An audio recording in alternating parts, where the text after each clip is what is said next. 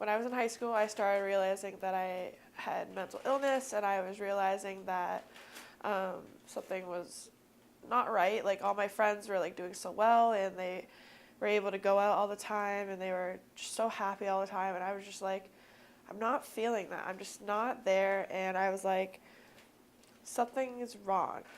It was probably the beginning of high school that I realized that I needed to go see a counselor, and I needed to like talk to someone that could help me figure out what was going on. And my mental disorders like came to focus for her, and she realized that I was dealing with something called high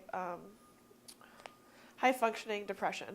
And that means that I go out, I get everything done that I need to, but I go home and it's just, I'm wiped out. Like the whole day was rough, and I don't know how to function when I get home. The idea of high functioning depression is sort of it's not so much a clinical term, it's more of sort of a functional behavioral kind of term. But nonetheless, not to minimize it, because I think depression of any sort can grind you down, you know, to have a kind of chronic level of just dysphoria, of you know, low levels or no sense of hope, and to have that go on for long periods of time can be a huge challenge to deal with, even if it doesn't disable you completely, but still it could be really challenging for anyone, and for students, you know, of course, too. I joined a sorority. We're an off-campus sorority, so it's been a really different. I've moved up the ranks in my sorority. I'm like the president of it now, and that's really impressive. And I was like, oh geez, what am I doing now? I first met Heather last year.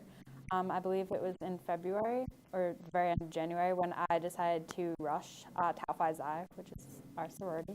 Like being her friend and like seeing her like overcome things is like really, like it's really awesome to see, because I personally just love when I see people that have mental illnesses like thriving and like overcoming things like that, and like for her to like overcome her anxiety like that and step up and become president, which is really hard because you're in charge of the whole sorority, and if anything happens it's on you, and to see her like overcome that and be able to like step up was just like really awesome. When I joined the sorority, I didn't really realize I was gonna like go really high in it. I just thought I'd be there, I'd be an active sister, I would just be there.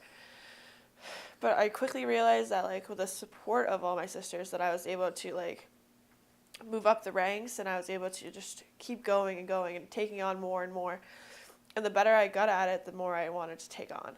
And I think I almost in some ways deal with all my depression and anxiety by putting everything I can into my sorority. So on the one hand, I think it can be really difficult to overcome anxiety or depression. And on the other hand, because that's the work that we here in the Counseling Center do with a lot of so many students, is I also feel really confident that people can overcome depression or anxiety. So I've been really working on like strategies to make sure that I take time for myself. So I made a plan before I came to college with my counselor to just try to take step back and like look at myself and like give myself time to just like relax, like watch some Netflix or something, and just be able to stop, because I'm the kind of person that like wants to take care of everybody. I want to do everything I can for everybody else, and that's like a huge thing with high functioning depression, is that I'll put everybody else ahead of me and not do anything for myself. Well, this year I realized that I really needed extra help besides just trying to take care of myself and everything, and that's when I got my emotional support animal. She's here, and she just kind of keeps me a silent company, and she just reminds me that I need to take care of someone. It kind of makes me emotional to think about just how far we've come, in both our relationship, and just how far she's come with dealing with these issues. And at the end of the day, it's pretty rewarding, just being able to be with her.